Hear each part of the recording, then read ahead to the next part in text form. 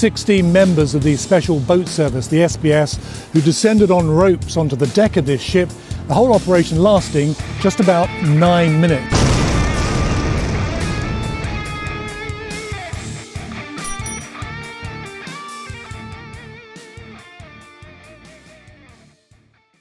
When I did finished selection, my first diving task was up in Scotland, where the SBS was pioneering exit and re-entry from submarines. So that means that while the submarine's under the water, divers inside the submarine goes into a chamber, if you like, a small chamber. The chamber fills up with water, then the hatch is opened and the divers can come out onto the submarine while it's underwater, and basically go to the surface, and then whatever your operation is, get a boat, swim in, get a canoe, swim in, whatever, all your equipment, whatever, and then when you come back, you do the whole thing in reverse. And we were there was no one in the world doing this. As usual, the SBS was pioneering this, and I just arrived in Scotland, and I was heading to Guile to get a boat to meet the submarine, and there was a team of SBS lads on the submarine, and so there was 4 of them inside this chamber. It's quite horrendous, actually. The very first time you do it, you have all your equipment, and that includes weapons and stuff, and your dry bag, and your spare diving bottle, which is a Raber, which is a small thing that lasts about 10 minutes. Plus your various pieces of equipment, and you leave the submarine and you squeeze through this hatch, and then you get into this chamber, which is a bit like 2 or 3 washing machines, about the size. So you get to the end, and you're in the fetus position with your knees up against your chin. It's a very tight cylinder. There's only one little light in there, and there's a mask which you breathe off, air which you're breathing off the submarine. The next person gets in and sits opposite you. The third person gets in and sits beside you. The fourth person gets in and sits opposite the third person. And then the fifth person, in order to close the hatch, has to get in and lie on top of you, which is a really tight squeeze now, because you're all curved over. It's like a bean can shape. And then when they close the hatch, he can then go back and sit on the hatch. And so you're all crushed in, and then they flood the chamber, and the water comes in, and they say there's only this one little light. And that's the very first time I did it. I thought, what do I do if my air stops? And there is one spare breathing tube for all of you. And so then the water floods in, and most people have some level of claustrophobia. If you've got claustrophobia, this is not a place to be. But fortunately, we used to, back in the pool, in the swimming pool, we had a 16-foot deep swimming pool. We had this tube that we used to practice going into, and one person would go in with a scuba tank, and then he would crawl to the end, and then the next person would come in and next to you, and you'd share the scuba tank, so you'd buddy breathe off 2 of you, and then the third person would come in, and then the fourth person, and you buddy breathe off the 4 of you. Now, I don't know if you've ever buddy breathed 2 people, sometimes it's hair-raising enough. But here you are in this tube, and if you run out of air, you've got to wait for the other 3 people to get out before you can get out. And they've got to be aware that you're in trouble. And so that's the training that we did. So that kind of gets you used to the mental anguish of being trapped inside a cylinder full of water. So back to the submarine. So there you are, filled with water, and you're in there for 20, 25, 30 minutes, and just hearing the bongs of the submarine. And you've got to go into a kind of a trance. Otherwise, if someone panics, you're screwed. If someone went nuts, there's nothing you could do, because the submarine would have to surface and then open the hatches. The whole thing would take 4 or 5 minutes. And so, if anyone lost their breathing tube, you'd die. So then you wait until the submarine has reached its location and its periscope depth, and then there'll be a bang on the side of the submarine, and then you'd open the outer hatch, and you'd all one by one, get ready to climb out of the hatch. And what you do is you come off the submarine, then you come onto a very small bottle, which lasts about, as I say, about 10 minutes at 30 feet, 10 meters. And when you're out, you go along the casing, you follow a line if you can't see anything. And most times you can't see much. You follow a line to a cave, if you like, a dugout, what we call it, the bear trap, which is a kind of where they remove plates from the submarine so you can go down back into the surface of the submarine, but you're still in the water. And then you plug into a big bottle. And then you all join together and you all plugged into this big bottle. And then when it's ready to go, you go to the surface. Now, one of the problems in Scotland that we discovered was the sea locks. They're sea locks. They're seawater locks. But here's a phenomena that the SBS discovered. I'm sure the submariners knew it long before, and that is that when you get rainfall coming off the mountains, you get these large these streams coming down into the locks. You get masses of fresh water coming into the lock, and it can it doesn't mix immediately with the seawater. It can be hundreds of yards long, like a huge bubble, which you can't see, and you can't see it on sonar. But when a submarine goes into this freshwater patch, freshwater is less dense than seawater. Things don't float as well in freshwater as they do in seawater. And they have this cute phrase for it. It's called an excursion, which to me sounds like a holiday, but it's anything far from a holiday if you're actually by this stage outside the submarine, because what happens, it's like going off a waterfall. The submarine literally goes off a waterfall into this freshwater patch and nosedives and plummets, and it can plummet hundreds of feet. On this occasion, there was this submarine was doing.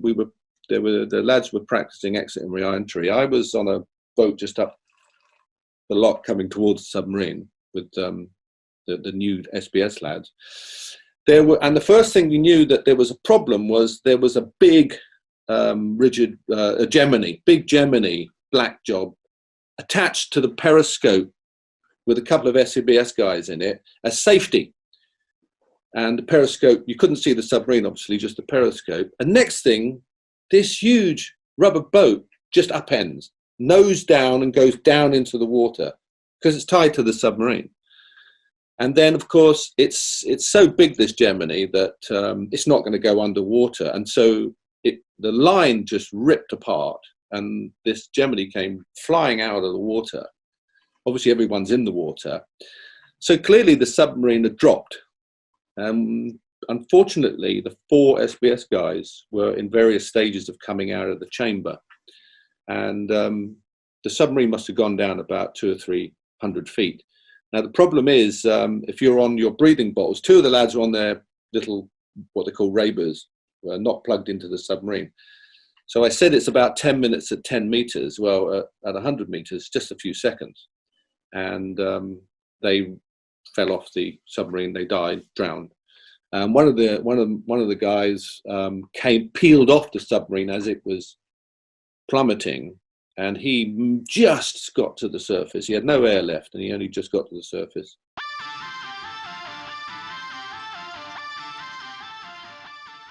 Because, you know, when you join special forces, you cannot have any weakness. You cannot be like, oh, he's a Gurkha, or you can build this and that.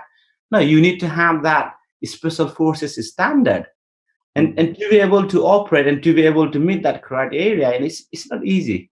It's not easy. Well, you know, have to work twice harder for sure. Nims, were you the first Gurkha to join the special boat service? Oh, mate, yeah, mate. Made the cut, I would say. Congratulations. What a great accolade to have for the rest of your life. Oh, mate, thank you so much. And you know, and the reason why I joined the SBS was, I worked with the Marines in Afghanistan in Herik 7 when I was serving the Gurkhas. And they were so humble. They were really, one of the finest soldiers I have worked with. And but then they were like so nice, and and kind of like Gurkha ethos kind of fitted with them. rather than being full on yourself and all that. Of course, you do have some of the regimen within the military, but of course that is also good in their perspective. But it's about recognizing who you are and where do you fit. And for me, I wanted to obviously go into SBS, and I kind of knew that there's a diving aspect of the job as well, and which kind of make it even more challenging. So yeah.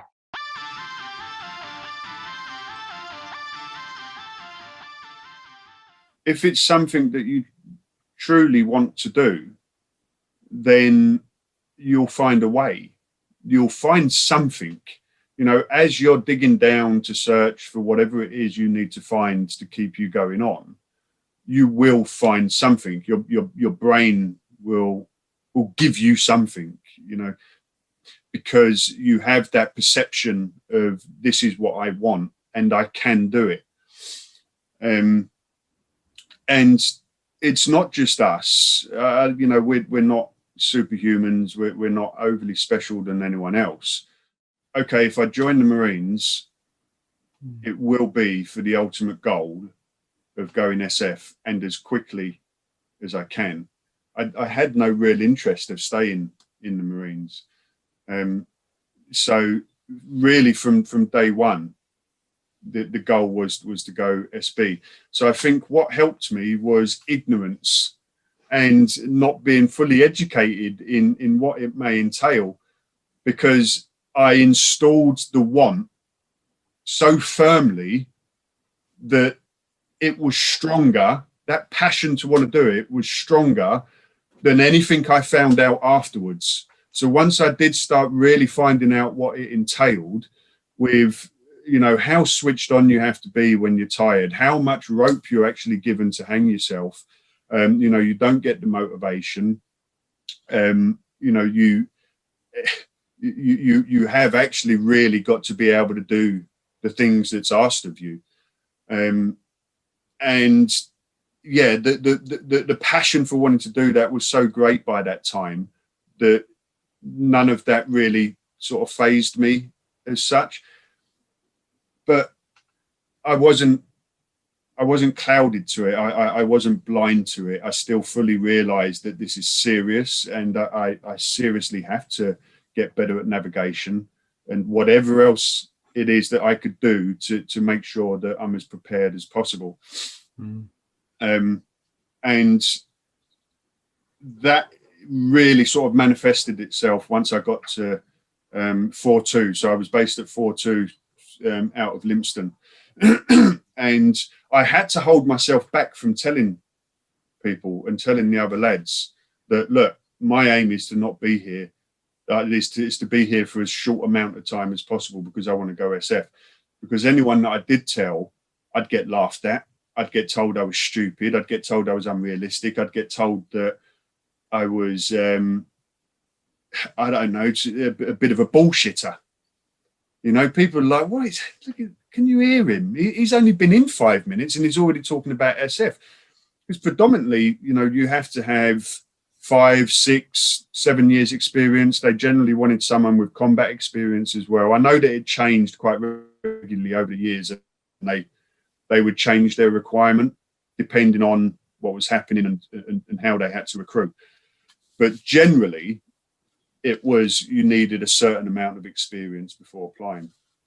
So when the Sergeant Major was constantly trying to get me to go SIGs because he had to get his quota up, I kept saying, no, sir, sorry, SF is the way that I want to go. Stop being so stupid. It's SIGs you want, isn't it? No, I don't want SIGs.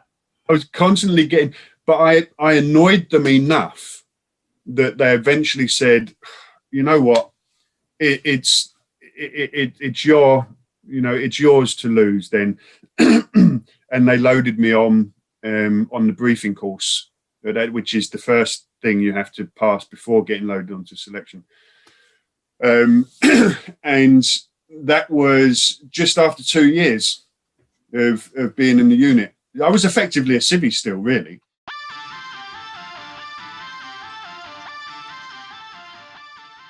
Just the act of what you do, not the effort that you've put into it, just the act is enough in itself to change the blueprint. It knows in your head that that negativity is not going to beat you, and that's what you need to, and that's why, you know, my book's called Battle Ready, because everyone's fighting a battle on a daily basis. I'm fighting a battle every day to be the best version of myself. Okay, and that doesn't mean every day that I'm just this, you know, this golden child that has this amazing discipline, blah, blah, blah. I have something I know I need to do, but a lot of the time, I won't say a lot, but sometimes it doesn't happen. You know, like this morning, I didn't get up at 5 o'clock, which is my usual routine. I stayed in bed till 7. I am a strong believer in that as well, that sometimes I don't set my alarm anyway anymore, because it just wakes me up when I'm ready. And usually that's 5 o'clock if I get to bed around 10.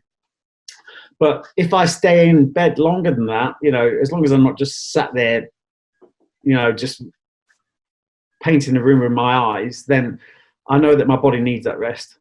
But really, you know, for me, you know, like the weekend, I'll be flexible on my diet and stuff like that. But 80% of the time, I'm pushing to be the better version. And that's what it really, you know, it's that constant battle. And it is a constant battle, because we are wired, we are geared to accept or chase an easier situation, accept or avoid stress, avoid discomfort. And you know, our life is the way we're wired, and that's why I'll go back to the first book called Breakpoint. Really, the concept of Breakpoint was about, we've got to be looking to chase that short-term discomfort for long-term gain, because the way we're wired, again, we're tuned to chase the short-term comfort, which then leads to long-term pain. And that can be relationships, it can be drinking, it can be eating, everything.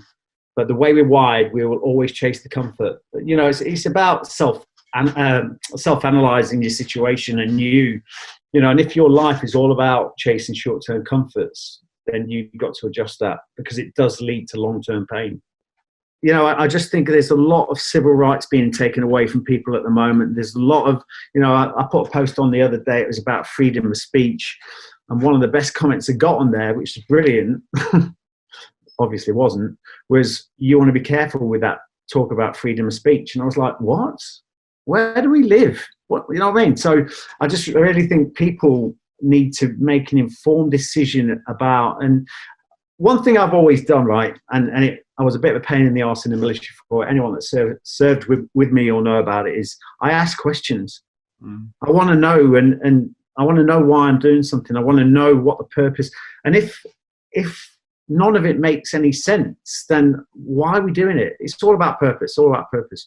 So I really think at the moment, you know, when people are saying to do things and this, that, and the other, start thinking about why, what is the purpose behind that? Does it make any sense? And don't just follow the program. You know, again, talking about spirituality, I mean, simple thing for me, yeah, it's about being connected to something a lot bigger. But for me personally, it's when I switch off from the program and I follow the heart. And it's all about that, because, you know, if you're just following this can be corrupted, it can be influenced, it can be brainwashed, you know, and it is on a daily basis, especially if you're wired into TV, if you're wired into reading the newspapers. And I'm the same as you, mate. I will not fall into that crap.